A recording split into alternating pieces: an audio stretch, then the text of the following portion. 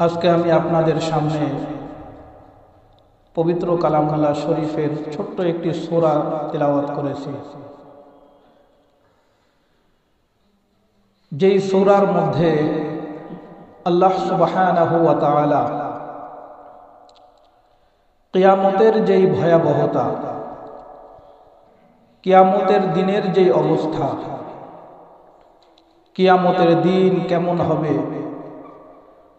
এই কিয়ামতের দিনের বিবরণ আল্লাহ রাব্বুল আলামিন এই সূরার মধ্যে উল্লেখ করেছেন। যেই সূরাটা আমাদের খুব পরিচিত সূরা, আমাদের অনেকেরই মুখস্থ রয়েছে। যদি আমরা একটু খেয়াল করি তাহলে এই সূরার মধ্যে আল্লাহ রাব্বুল আলামিন কোন বিষয়গুলি উল্লেখ করেছেন এটা দেখবেন যে আমাদের জেহেনের মধ্যে চলে আসবে। আমরা তো অনেক সময় কোরআনে কারীম পড়ি, কিন্তু কোরআনে কারীমের মধ্যে আল্লাহ রাব্বুল আলামিন কি আমাদেরকে বোঝাচ্ছেন, কোন কথাগুলি আল্লাহ রাব্বুল আলামিন আমাদেরকে অর্ডার করতেছেন, এই বিষয় আমরা অনেকেই খেয়াল করি না। যার কারণে দেখবেন যে অনেক সময়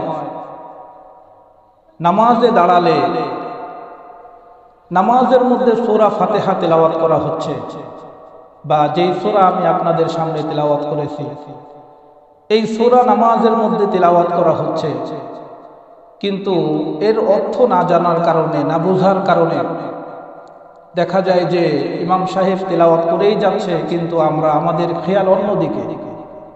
এমনটা অনেক সময় হয়। শয়তান তো বসে থাকে না, বরং মানুষ যখন নামাজের মধ্যে দাঁড়ায় শয়তান তখন মানুষকে আরো বেশি ধোঁকা দিতে শুরু করে। ইবাদতের মধ্যে মানুষ যখন লিপ্ত হয় তখন শয়তান আরো মানুষকে বেশি ধোঁকা দেয়। কিন্তু যখন আমি কোরআনে কারীমের অর্থ আমি বুঝবো, অর্থ আমি জানবো, আল্লাহ রাব্বুল আলামিন এই আয়াতগুলির মধ্যে কি বলেছেন, কি হুকুম আমাকে করেছেন, কখনো জান্নাতের বর্ণনা আসবে, কখনো জাহান্নামের বর্ণনা আসবে, কখনো কিয়ামতের মাঠের বর্ণনা আসবে। এভাবে এই বর্ণনাগুলি যখন আমার চোখের সামনে ভাসবে, আমার কান দিয়ে যখন আমি শ্রবণ করব, তখন দেখা যাবে যে এর কল্পনাটা আমার এই তিলাওয়াতের মধ্যেই থাকবে। আমার ধ্যান ধারণা, চিন্তা চেতনা তখন আমার নামাজের মধ্যেই থাকবে। কিয়ামতের আলোচনা যখন আসবে তখন আমার অন্তর চলে যাবে কিয়ামতের দিকে। জান্নাতের বর্ণনা যখন আসবে তখন আমার জেহেন চলে যাবে জান্নাতের বর্ণনার দিকে।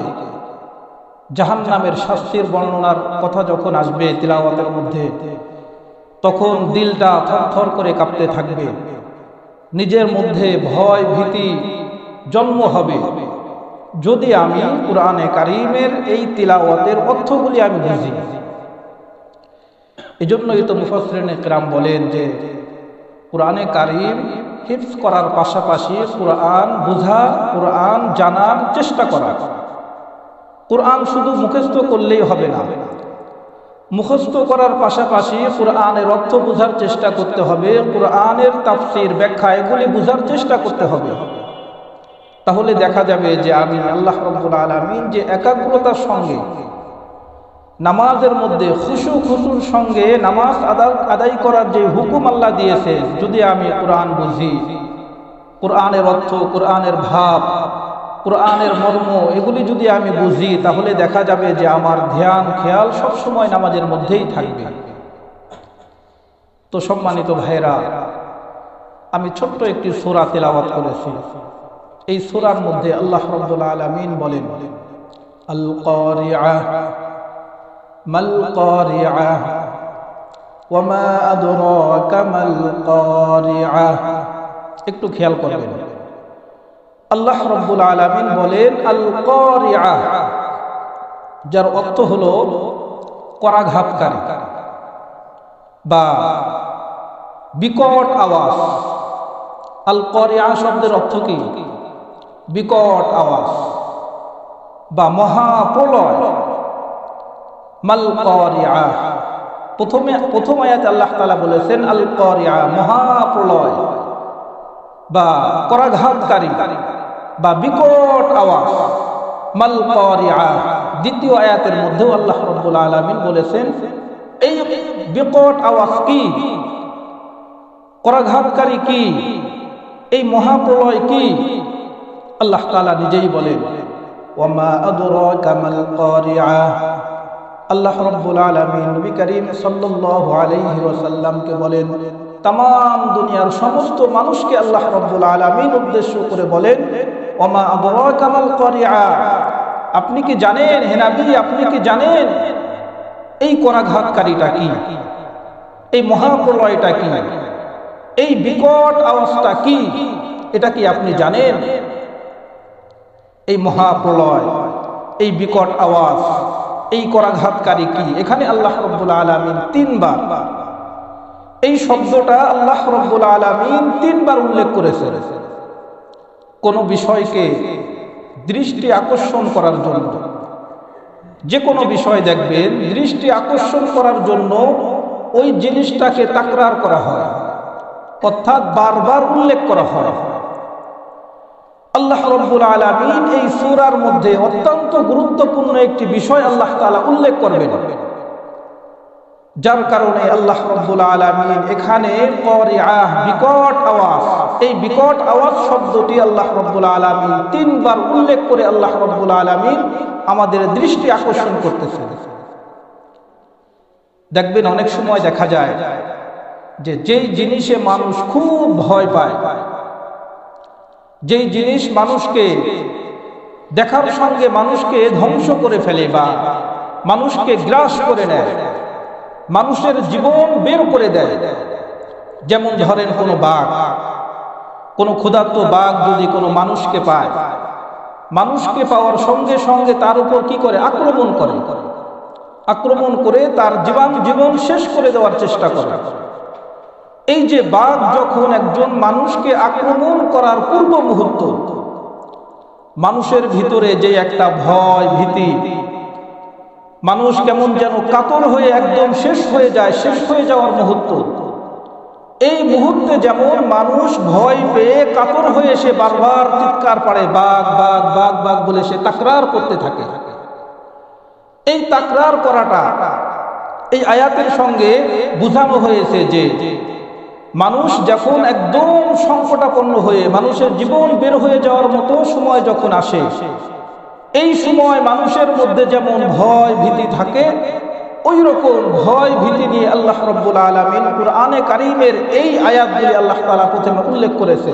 করাঘাতকারী, বিকট আওয়াজ, বিকট আওয়াজ কি, ওয়ামা আদরাকা মাল কারিআ।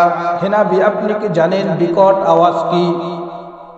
তাহলে এই তিন আয়াতের দ্বারা আমরা একটা বিষয় একটু ভালো করে বুঝলাম, সেটা হলো আল্লাহ রাব্বুল আলামিন সামনে যে বিষয়টা উল্লেখ করবেন, এই বিষয়টাকে দৃষ্টি আকর্ষণ করার জন্য, বোঝানোর জন্য যে সামনের বিষয়টা কিন্তু বড় ভয়ঙ্কর, বড় মারাত্মক একটি বিষয় সামনে আলোচনা করা হবে। এটাকে দৃষ্টি আকর্ষণ করার জন্য আল্লাহ রাব্বুল আলামিন বারবার তিনবার আল্লাহ তাআলা এই কারিআ শব্দটি আল্লাহ তাআলা উল্লেখ করেছেন। বিকট আওয়াজ তো আমরা অনেক সময় শুনতে পাই। আমাদের কাছে বিকট আওয়াজ সব থেকে বড় আওয়াজ কোনটা হয় বলেন তো, বলতে পারেন না? মেঘে যখন গর্জন দেয় তখন কি হয়? বিকট একটি আওয়াজ বের হয়ে আসে। এমনকি এই মেঘের গর্জনটা যদি মানুষের একদম নিকটে হয়, মানুষ অজ্ঞান হয়ে যায়। এভাবে আরো অনেক ধরনের বিকট আওয়াজ রয়েছে, যেই বিকট আওয়াজের কারণে মানুষ অজ্ঞান হয়ে যায়। আল্লাহ রাব্বুল আলামিন কুরআনে কারীমের মধ্যে যেই বিকট আওয়াজের কথা বলেছেন, এই বিকট আওয়াজ এই মেঘের গর্জন থেকে লক্ষ কোটি কোটি গুণ বেশি জোরে এই আওয়াজটা হবে। এই বিকট আওয়াজ দেওয়ার জন্য আল্লাহ রাব্বুল আলামিন একজন ফেরেশতাকে আল্লাহ তাআলা নিযুক্ত করে রেখেছেন। এই যে বিকট আওয়াজের কথা আল্লাহ তাআলা বলেছেন, এই বিকট আওয়াজ দেওয়ার জন্য আল্লাহ রাব্বুল আলামিন দুনিয়া যখন সৃষ্টি করেছেন, তখন আল্লাহ রাব্বুল আলামিন প্রধান যেই চার ফেরেশতা, এই চার ফেরেশতার একজন ফেরেশতাকে আল্লাহ রাব্বুল আলামিন তাকে দায়িত্ব দিয়ে রেখেছেন, যার নাম হলো হযরত ইসরাফিল আলাইহিস সালাতু ওয়াস সালাম।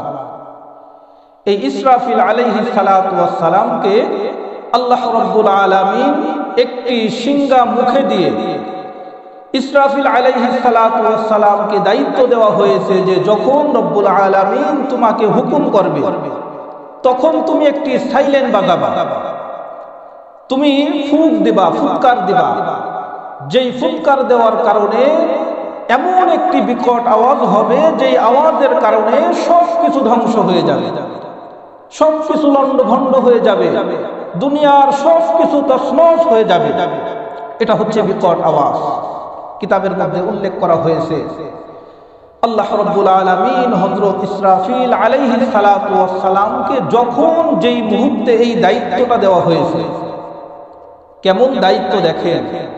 আল্লাহ রাব্বুল আলামিন যখন তাকে হুকুম করেছেন, এই দায়িত্ব দেওয়া হয়েছে, তখন থেকে হযরত ইসরাফিল আলাইহিস সালাতু ওয়াস সালাম আল্লাহ রাব্বুল আলামিনের আরশের দিকে তিনি তাকিয়ে আছেন। আল্লাহর আরশের দিকে তাকিয়ে আছেন যে কখন রব্বুল আলামিন আমাকে ফুৎকার দেওয়ার হুকুম করবে আর আমার দায়িত্বের মধ্যে কোনো ধরনের কোনো অবহেলা যেন না হয়। তাফসীরের মধ্যে উল্লেখ করা হয়েছে যে হযরত ইসরাফিল আলাইহিস সালাতু ওয়াস সালাম কখনো অন্য মনস্ক হন না। ইসরাফিল আলাইহিস সালাতু ওয়াস সালাম কখনো সে তার চোখের পলককে ফেলেন না। ইসরাফিল আলাইহিস সালাতু ওয়াস সালাম সে কখনো তার ডানে বামে সে তার ঘেটিকে নড়ান না। সে এক মন নিয়ে আল্লাহ রাব্বুল আলামিনের আরশের দিকে তিনি তাকিয়ে আছেন যে কখন রব্বুল আলামিন আমাকে ফুৎকার দেওয়ার হুকুম করবে আর সঙ্গে সঙ্গে আমি রব্বুল আলামিনের হুকুমকে পালন করব। সুবহানাল্লাহ। এই দায়িত্ব আল্লাহ রাব্বুল আলামিন হযরত ইসরাফিল আলাইহিস সালাতু ওয়াস সালামকে দিয়েছেন। আর এই যে বিকট আওয়াজটা হবে, যে আল্লাহ তাআলা যে বলেছেন আল কারিআ মাল কারিআ ওয়া মা আদরাকা মাল কারিআ, বিকট আওয়াজ, মহাপ্রলয়। বিকট আওয়াজটা কি হে নবী আপনি কি জানেন বিকট আওয়াজটা কি? এটা সেই আওয়াজ যেই আওয়াজ আল্লাহ রাব্বুল আলামিন যখন হুকুম করবেন তখন হযরত ইসরাফিল আলাইহিস সালাতু ওয়াস সালাম সিংহায় ফুৎকার দিবেন আর বিকট আওয়াজ হয়ে সবকিছু ধ্বংস হয়ে যাবে। সেটা কোন দিন বলেন তো? কিয়ামতের দিন। কোন দিন? কিয়ামতের দিন। এই কিয়ামতের দিনের প্রতি দৃঢ় বিশ্বাস করা, অন্তর দ্বারা দৃঢ়ভাবে বিশ্বাস করা, এটা ঈমানের একটি বড় অঙ্গ। একজন মানুষ ঈমানদারওয়ালা হওয়ার জন্য, মুমিন হওয়ার জন্য কিয়ামতের মাঠ কায়েম হবে, কিয়ামত সংগঠিত হবে। এই কিয়ামতের দিনের প্রতি দৃঢ় বিশ্বাস, দৃঢ় কল্পনা, দৃঢ় ইরাদা, দৃঢ় বিশ্বাস রাখা প্রত্যেকটা মানুষের জন্য ফরজ। আল্লাহ রাব্বুল আলামিন এরপরে বলেন ইয়াউমা ইয়াকুনুন নাসু কাল ফারাশিল মাবসুস ওয়া তাকুনুল জিবালু কাল ইহনিল মানফুশ।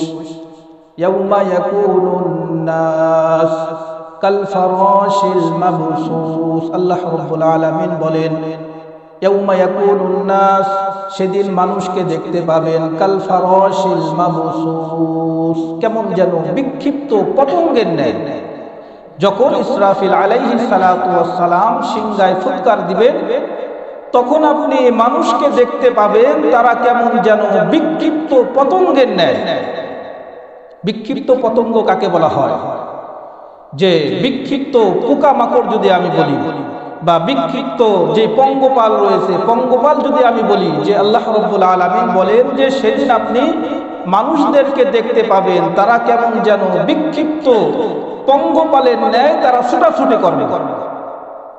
পঙ্গপাল যখন দুনিয়াতে চলাফেরা করে, যখন তারা যেই দিকে চলে তখন তারা কখনো দল বেঁধে তারা ধীরে সুস্থিরভাবে তখন তারা চলে না, বরং পঙ্গপালের খাসলাত হলো তারা যেখানে যাবে মানে দিক বেদিক হয়ে এদিক সেদিক ছোটাফেরা করে, তারা যে যেখানে মানে যার যেভাবে চলে যাওয়া সম্ভব সে সেভাবে চলে যাবে।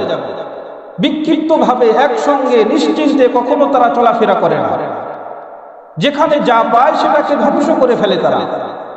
আল্লাহ রাব্বুল আলামিন কুরআনে কারীমের এই আয়াতের মধ্যে বিক্ষিপ্ত পোকামাকড়ের ন্যায় আল্লাহ রাব্বুল আলামিন পঙ্গপালের ন্যায় মানুষকে উদাহরণ দিয়েছে যে ইয়াউমা ইয়াকুনুন নাস কাল ফারাশিল মাবসুস, সেদিন মানুষকে দেখতে পাবেন তারা কেমন যেন বিক্ষিপ্ত পতঙ্গের ন্যায় তারা দিক বেদিক হয়ে তারা ছোটাছুটি করবে।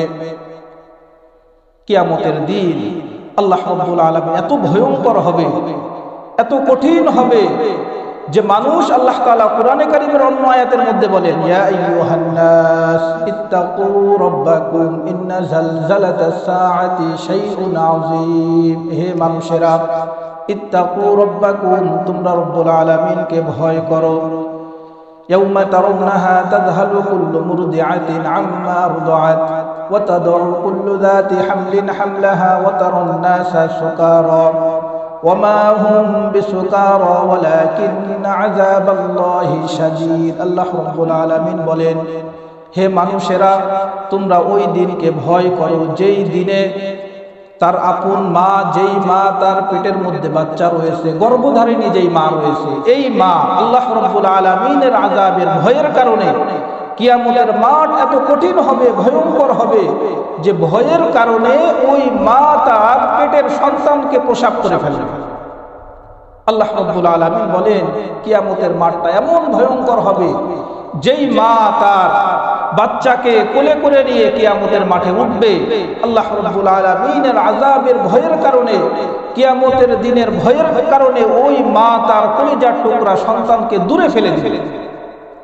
নিজে শুধু নিজেকে নিয়ে চিন্তা করবে, নিজে শুধু ইয়া নাফসি বলতে থাকবে, ডানে কে বামে কে, এটা দেখার কোনো সুযোগ থাকবে না। আল্লাহ তাআলা কোরআনে কারীমের অন্য আয়াতের মধ্যে বলেন, ইয়াউমা ইয়াফিরুল মারউ মিন আখিহি ওয়া উম্মিহি ওয়া আবিহি ওয়া সাহিবাতিহি ওয়া বানিহি লিকুল্লি ইমরিইম মিনহুম ইয়াউমাইযিন শা'নুন ইউগনি। আল্লাহ রাব্বুল আলামিন বলেন, যেই দিন ইয়াউমা ইয়াফিরুল মারউ মিন আখিহি, যেই দিন ভাই তার ভাইয়ের থেকে পলায়ন করবে, সন্তান তার পিতামাতার থেকে পলায়ন করবে, যেই দিন মা তার মেয়ের থেকে পলায়ন করবে, যেই দিন তার আপন বন্ধু তার বন্ধুর থেকে পলায়ন করবে। অর্থাৎ আমার যত নিকটতম মানুষ থাকুক না কেন, যত কাছের মানুষ থাকুক না কেন, সে আমার থেকে পলায়ন করবে। কেউ কারো পরিচয় দিবে না, কেউ কারো নিকটে সাহায্য চাইতে যাবে না, কাউকে সাহায্য করতেও পারবে না। আল্লাহ রাব্বুল আলামিন বলেন, ওই দিনটা হবে কিয়ামতের দিন। ওই দিনটা বোঝানোর জন্যই আল্লাহ রাব্বুল আলামিন কুরআনে কারীমের এই আয়াতের মধ্যে প্রথমে সতর্ক করেছেন, বারবার উল্লেখ করেছেন, আল কারিআ মাল কারিআ ওয়া মা আদরাকা মাল কারিআ ইয়াউমা ইয়াকুনুন নাস।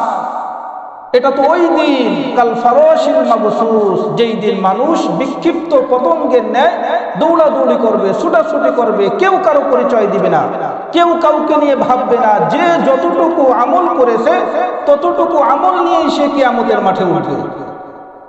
ওয়াতাকুনুল জিবালু কালইহনিল মানফুশ। আল্লাহ রাব্বুল আলামিন বলেন, ওয়াতাকুনুল জিবাল, যেই দিন পাহাড় পর্বতগুলোকে দেখতে পাবেন, কালইহনিল মানফুশ, কেমন যেন পাহাড় পর্বতগুলি ধ্বনিত রঙিন পশমের ন্যায় পাহাড় পর্বতগুলি উঠতে থাকে, ধ্বনিত রঙিন পশমের ন্যায় এই পাহাড় পর্বতগুলি কেমন যেন উঠতে থাকবে। পাহাড় পর্বতগুলি কেমন যেন একদম বাষ্প হয়ে উঠতে থাকবে। পাহাড়ের যদি এই অবস্থা হয়, একটু চিন্তা করে যে আল্লাহ রাব্বুল আলামিন পাহাড়ের কথা উল্লেখ করেছেন যে ওই দিন, কিয়ামতের দিনটা তো এমন হবে যেই দিন পাহাড় পর্বতগুলো ভেঙে চুরে চূর্ণ বিচূর্ণ হয়ে সেই দিন ধ্বনিত রঙিন পশম, অর্থাৎ পশম যখন ধুনা হয়, পশম ধুনা হলে টুকরো টুকরো হয়ে যায়, এই ধ্বনিত রঙিন পশমের ন্যায় টুকরো টুকরো হয়ে পাহাড় পর্বতগুলি কি হবে, উঠতে থাকবে। এমনকি জমিনের সঙ্গে এই পাহাড় পর্বতগুলি মিশে যাবে। পাহাড়, দুনিয়ার মধ্যে পাহাড়কে বলা হয় জমিনের খুঁটি। বিশাল লম্বা লম্বা পাহাড় রয়েছে, বিশাল আকৃতির পাহাড় রয়েছে, এই পাহাড়গুলি ওই দিন ধ্বংস হয়ে যাবে। আর আমাদের যে বিল্ডিংগুলি, বাড়ি ঘরগুলি, এগুলি তো বলার কোনো প্রশ্নই আসে না। বিল্ডিংগুলি, বাড়ি ঘরগুলি যে কি হবে, এগুলি তো বলার কোনো প্রশ্নই আসে না। যেখানে সবথেকে শক্তিশালী যেই জিনিস পাহাড় পর্বত, এই পর্বতগুলি যখন একদম ধুলোর সঙ্গে মিশে যাবে, ধুলো কণা হয়ে যাবে, তখন বাড়ি ঘরের কোনো আলামতই তো থাকবে না। আর মানুষের তখন সেদিন কি অবস্থা হবে? এই বিশাল বিশাল পাহাড় পর্বতগুলি ওয়াতাকুনুল জিবাল কাল ইহনিল মানফুস, পাহাড় পর্বতগুলির যদি এই অবস্থা হয় তাহলে মানুষের অবস্থা কি হবে? একটু চিন্তার বিষয়। আল্লাহ রাব্বুল আলামিন শুরুতে যে দৃষ্টি আকর্ষণ করেছেন, কেন আল্লাহ রাব্বুল আলামিন কেন বারবার উল্লেখ করেছেন, তাকরার করেছেন যে ওই দিন, যেই দিনে বিশাল ফুৎকার দেওয়া হবে, সবকিছু চূর্ণ বিচূর্ণ হয়ে যাবে। কিতাবের মধ্যে আল্লাহ তাআলা কোরআনে কারীমের মধ্যে বলেছেন যে এই যে সাত সবক যে আসমান তোমরা দেখতে পাও, এই আসমানগুলি কাপালি সিজিল মিলিল কুতুব, এই আসমানগুলি একের পর এক, আমরা বই পৃষ্ঠা উল্টাইলে যেমন এক পৃষ্ঠা আর এক পৃষ্ঠার উপর পড়ে, যখন ইসরাফিল আলাইহিস সালাতু ওয়াস সালাম সিংহায় ফুৎকার দিবেন, তখন এই সাত সবক যে আসমান রয়েছে, এই আসমান এক আরেকের উপর একের পর এক সে পড়তে থাকবে, আসমানগুলি ভেঙে চুরে চূর্ণ বিচূর্ণ হয়ে যাবে। এটা হচ্ছে কিয়ামতের মাঠ, এটা হচ্ছে কিয়ামতের দিন। আল্লাহ রাব্বুল আলামিন এই কিয়ামতের বর্ণনা করার পরে আল্লাহ রাব্বুল আলামিন আরেকটি বিষয় উল্লেখ করেছেন যে কিয়ামতের মাঠ যখন এইভাবে গায়েব হবে, মানুষ যখন দিক বিদিক হয়ে ছোটাছুটি করতে থাকবে, কেউ কারো কথা যেদিন কেউ বলতে পারবে না, নবী রাসূলগণ যেদিন কারোর জন্য সুপারিশ করতে যাবে না, শুধুমাত্র মুহাম্মদুর রাসূলুল্লাহ সাল্লাল্লাহু আলাইহি ওয়াসাল্লাম ব্যতীত অন্য অন্য সমস্ত নবী রাসূলগণ তারা সকলেই সেদিন ইয়া নাফসি বলতে থাকবে। সকলেই বলবে আয় আল্লাহ আমাকে বাঁচাও, আয় আল্লাহ আমাকে বাঁচাও, আয় আল্লাহ আমাকে বাঁচাও। কেউ কারো কথা বলবে না, কোন নবী তার উম্মতের কথা বলবে না, কেউ কারো কথা বলবে না। আর সাধারণ মানুষের তো কোনো প্রশ্নই আসে না যে সে একজন আরেকজনের জন্য তখন সে সুপারিশ করবে বা সে তাকে জান্নাতে নিয়ে যাবে, এটা তো প্রশ্নই আসে না, যেখানে নবী রাসূলগণ ইয়া নাফসি করতে থাকবে। এটা হচ্ছে কিয়ামতের দিন। এই কিয়ামতের বর্ণনা করার পরে আল্লাহ রাব্বুল আলামিন আরেকটি বিষয় উল্লেখ করেছেন, সেটা হলো ফাআম্মা মান সাকুলাত মাওয়াজিনু ফাহুয়া ফি ঈশাতির রাদিয়া। আল্লাহ রাব্বুল আলামিন বলেন ফাআম্মা মান সাকুলাত মাওয়াজিনু, এই ভয়ঙ্কর অবস্থায়, এই কঠিন বিপদের মুহূর্তে যেই ব্যক্তির আমল নামার ওজন যার ভারী হবে, ফাআম্মা মান সাকুলাত মাওয়াজিনু, এই কঠিন মুহূর্তে যার নেক আমল বেশি হবে, ফাহুয়া ফি ঈশাতির রাদিয়া, আল্লাহ রাব্বুল আলামিন তাকে সুসংবাদ দিয়েছে, ফাহুয়া ফি ঈশাতির রাদিয়া, ওই ব্যক্তি সুখী জীবন যাপন করবে। সুবহানাল্লাহ। তাহলে দেখেন এই আয়াতের তাফসীর থেকে একটা বিষয় একটু বোঝা যায়, সেটা হলো যে কিয়ামতের এই কঠিন ভয়ঙ্কর অবস্থায়, ভয়ঙ্কর মুহূর্তে যখন হিসাব নিকাশ যখন শুরু হবে, তখন যদি বান্দার আমল নামা ভারী হয়, নেক আমল যদি বেশি হয়, তাহলে ওই ব্যক্তির কোনো চিন্তা থাকবে না, ওই ব্যক্তির কোনো ভয় থাকবে না।